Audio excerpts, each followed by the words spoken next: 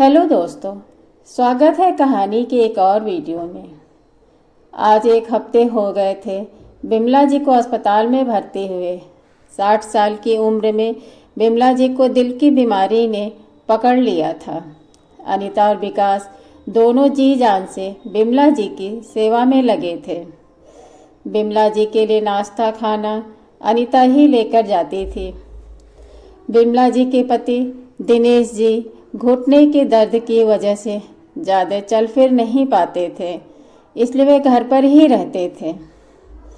बिमला और दिनेश जी के 3 बच्चे थे। एक बेटी छाया, बड़ा बेटा रोहित और छोटा बेटा विकास। विकास सबसे छोटा था।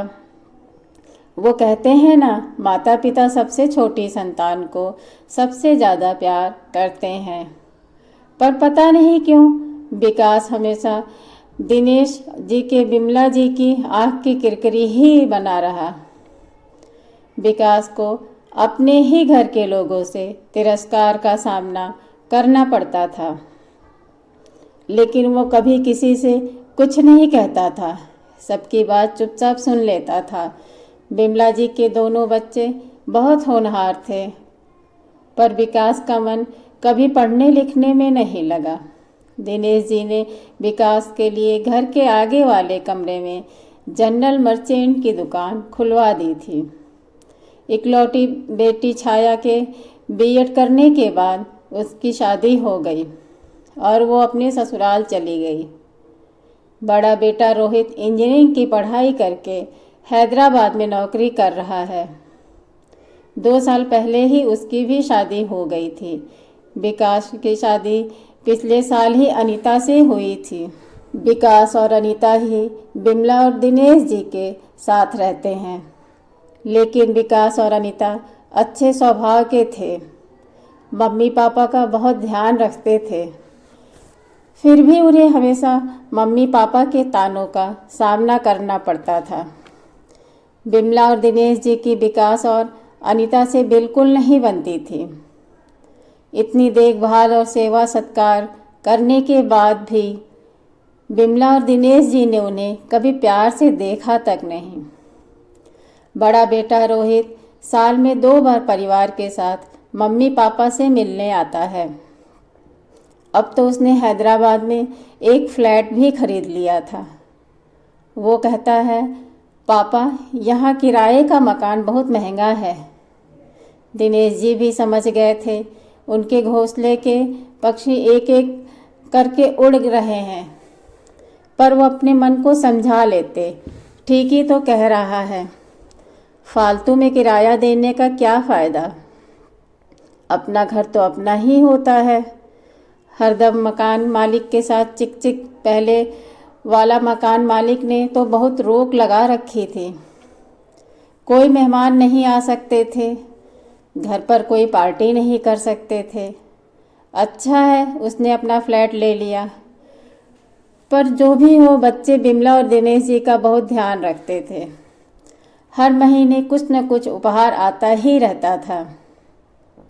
अभी पिछले महीने ही तो छाया ने महंगा वाला मोबाइल भेजा था और इस महीने रोहित ने बड़ा वाला टीवी। रोहित बोलता, पापा पैसे की चिंता मत करिए, अच्छी से अच्छी जगह इलाज कराइए, मैंने आपके अकाउंट में पैसे डाल दिया है, आप चिंता ना करिए। छाया भी अपने पति के साथ मम्मी पापा के लिए हमेशा खड़ी रहती है। भगवान की बहुत कृपा रही, बिमला जी ठीक हो गई थी। आज अस्पताल से उन्हें छुट्टी मिल रही थी। नर्स अभी अभी कह कर गई थी, डॉक्टर साहब राउंड पर निकले हैं, उनके चेकअप करने के बाद ही उन्हें छुट्टी मिलेगी। अनीता बिमला जी के कपड़े बदलकर बैठी ही थी कि डॉक्टर साहब आ गए और बोले, और माता जी तबीयत कैसी है अब?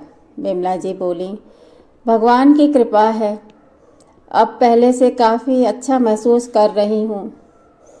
डॉक्टर साहब बिमला जी का चेकअप करने लगे। उन्होंने विकास की तरफ देखा, देखकर ये पूछा, ये आपका बेटा है क्या? बिमला जी बोली, जी, इसका नाम विकास है। डॉक्टर साहब बोले, जब से आप यहाँ आई हैं तब से दिन रात इसी को देख रहा हूँ। क्या करते हो विकास तुम? विकास जब तक कुछ जवाब देता, बिमला जी तपाक से बोल पड़ी, कुछ खास नहीं, बचपन से ही मोटी बुद्धि का है। पढ़ने लिखने में कभी मन नहीं लगा इसका। मेरे सब बच्चे बहुत लायक हैं, बस यही नालायक निकला।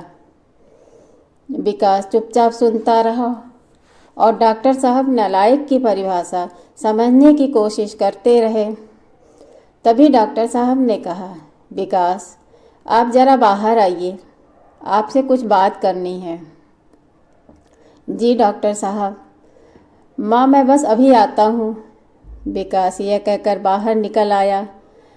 डॉक्टर साहब ठीक तो है ना? कोई खतरे की बात तो नहीं है? नहीं नहीं, घबराने की कोई बात नहीं है। आपकी माँ अब पहले से बहुत बेहतर हैं। फिर आपने मुझे क्यों बुलाया? विकास की आंखों में एक डर था, उसकी आंखों में हजारों सवाल तैर रहे थे।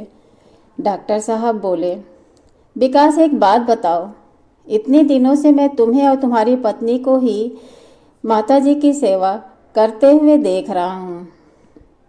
इतने दिन हो गए माताजी को भर्ती हुए, तुम्हारा भाई एक बार भी देखने नहीं आया।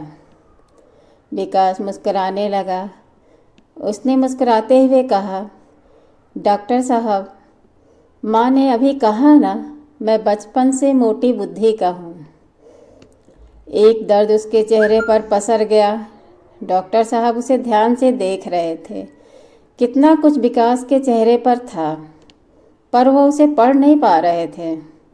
तभी विकास बोला, डॉक्टर साहब, किसी को घर मिला, किसी को दौलत मिली। मैं सबसे छोटा मोटी बुद्धि वाला, मुझे मेरी माँ मिली। डॉक्टर साहब को अपने सवालों का जवाब मिल गया था।